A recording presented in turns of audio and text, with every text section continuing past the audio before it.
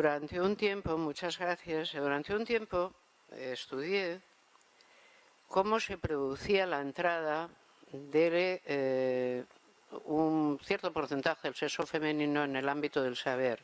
Es decir, yo estudié aquellos ámbitos en los que había que propiciar paridad, porque esta paridad no se producía de un modo espontáneo, sino que claramente había una enorme cantidad de microfísica del poder que impedía que hubiera números ecuánimes.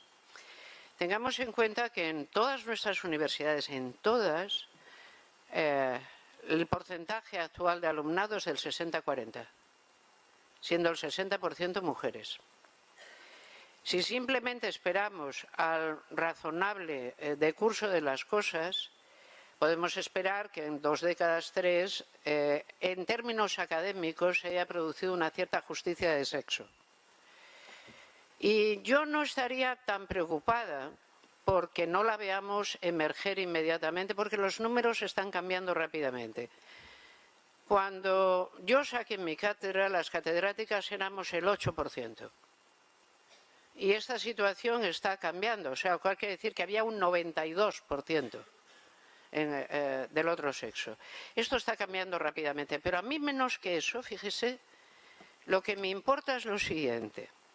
Si tenemos números educativos del 60-40, tenemos que suponer que la mayor parte, buena parte de esas mujeres tendrán que tener pareja con un varón que les sea inferior en conocimientos. Y lo que a mí me parece notable es cómo se va a mantener eso. Es decir, yo me puedo fijar en los números de paridad y decir, puedo dar los índices por los cuales la paridad está por conseguir. Pero sé que utilizando mecanismos de paridad, eso, si se lleva adelante como política del Estado, va más o menos, no diré que avanza regularmente, pero avanza. Sin embargo, cuando tú lo que estás viendo es un enorme movimiento social, ¿cómo se van a constituir las nuevas parejas con un 60-40? ¿Y qué tiene que ver esto con este movimiento pequeño pero importante de las madres solas, que son lo contrario de no quiero tener hijos? Quiero tener hijos pero no quiero tener marido. Es decir, hay muchas transformaciones en marcha, muchísimas. Entonces el asunto es en cuál nos fijamos. Sí, desde la administración nos tenemos que fijar en las medidas, lo que usted dice, las medidas evidentes de justicia, porque hay que propiciarlas. Pero nos tenemos que fijar sobre todo en qué pasa y en qué puede llegar a pasar. Y hay tal cantidad de variables jugando que es muy difícil prever. Por eso les decía, es que no sabemos. Yo sí sé cuál es la agenda feminista a día de hoy. Está muy claro. Pensemos, tenemos la agenda feminista ha sido muy clara, es la que nos permite estar aquí. Los derechos educativos, los derechos políticos, los derechos civiles, la plenitud de los derechos civiles, los derechos en la gestión de la prole, del embarazo, todo esto. Todo esto nos ha llevado a donde estamos. Son un enorme monto de derechos. Nuevos, casi los más antiguos tienen 100 años. Los derechos educativos. Los derechos a la entrada en todas las profesiones, en algunas todavía no están cumplidos. Esto es para meterme con el Papa Francisco, no tiene nada que ver con nada. Pero es que me parece una cosa sorprendente que a día de hoy todavía estemos en estas, ¿no?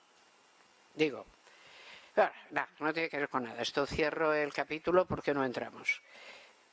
Con todo esto conseguido, ¿qué es lo que se nos presenta en el panorama social? Porque la agenda, ¿cuál es ahora? Abolición de la prostitución. Esta parte de la agenda hay muchos varones a los que no les hace ninguna ilusión. Yo creo que hace un rato que no están del todo contentos con la vida que les damos e imaginan que tienen que tener todavía al menos esa ilusión de potencia absoluta.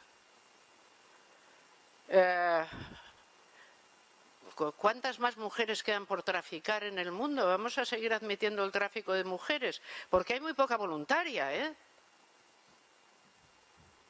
Eso se está manteniendo sobre el tráfico más indigno y sucio que existe en el planeta. No podemos tolerarlo. Pero ni varones ni mujeres, es indigno, absolutamente indigno. ¿Y qué me dicen de la pornografía, que es tan expresionista como lo es nuestra sociedad en general? Que casi todo el rato no representa sexo, representa violencia directamente. ¿Pero qué pasa? ¿Es que ya no sabemos hacer sexo? ¿Va a haber que poner escuelas? A ver, fulanito, déjate de la idea de que dándole 2 bofetadas ella disfruta mucho. No. Ella es más o menos como tú.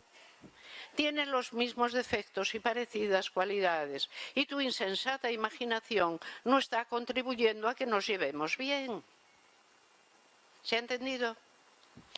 Hay una insensatez que todavía corre, que hay que parar. Y cada vez que haces el mínimo, a decir, paremos ciertas insensateces, alguien dice, puritanismo. Y dices, jolín, ha descubierto la luz.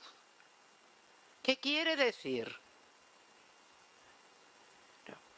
Traemos muchas herencias de sociedades anteriores mucho más duras. Y hemos de dejar algunas. ¿Qué me dicen de los vientres de alquiler?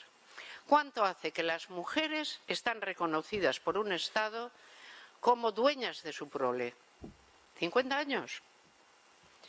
A ver, en la legislación española, yo no sé aquí, pero hasta el año 81, un padre podía dar en adopción a sus hijos sin consentimiento de la madre. Que tiene su gracia porque siempre es, no, las mujeres no podían tener cuenta corriente. Dice, la mitad de ellas no sabían ni lo que era un banco, no se preocupe. Vamos a rasgos un poco más fuertes.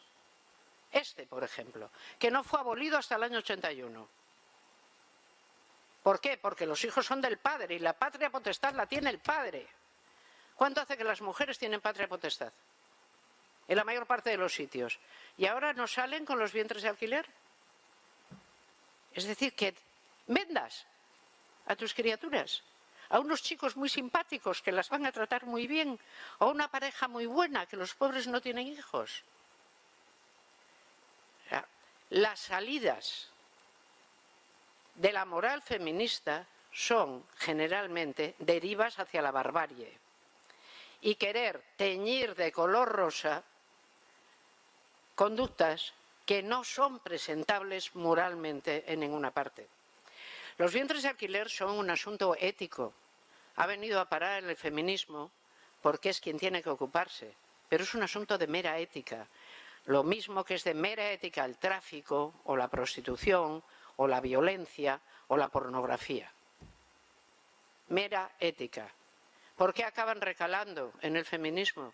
Porque es el único pensamiento que de momento sigue, digamos, con la enorme armazón moral con la que nació y de la que se alimenta. Ahora bien, si no queremos que eso ocurra, naturalmente estaremos enfrente. Y hay bastante gente que está enfrente. Insisto, con poca posibilidad porque, digamos que la acción social masiva no acompaña, nos presenta desafíos distintos de estos. Yo entiendo que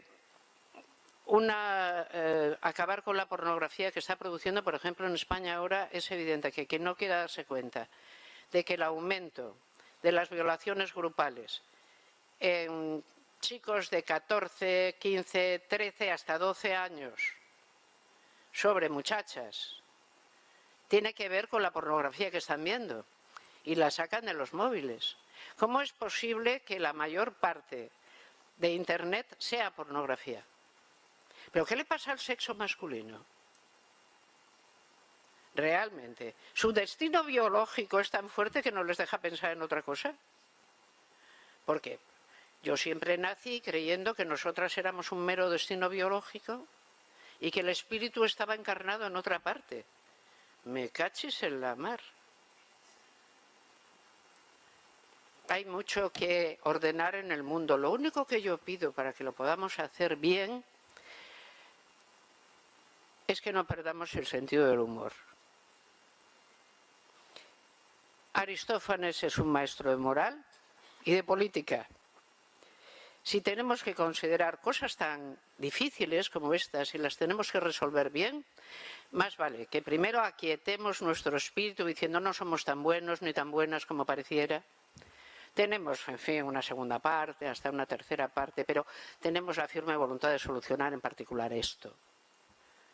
Y yo creo que la agenda actual, la agenda de la violencia, la agenda de la prostitución es parte de la agenda de la violencia, la agenda de la pornografía violenta es parte de la agenda de la violencia. Hay que bajar mucho la enorme cantidad de violencia que todavía el sexo femenino padece y que el sexo masculino a veces, seré optimista ya del todo, ejerce hasta sin darse cuenta. Es decir, que no lo ve porque no lo sufre. Ahora, cuando queramos ver que la barbarie puede resucitar,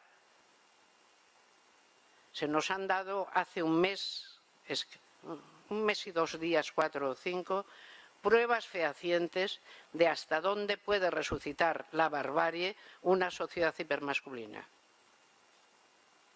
Lo tenemos ahí. Si no lo queremos ver es otro problema. No tenemos tiempo para más, no, lo siento. No tenemos tiempo para más y a pesar de que nuestra ponente estaría con nosotros mucho rato, y yo creo que... No, pero es que... ¿Quieren más tiempo? No, imposible. Estoy bajo el imperativo diurético.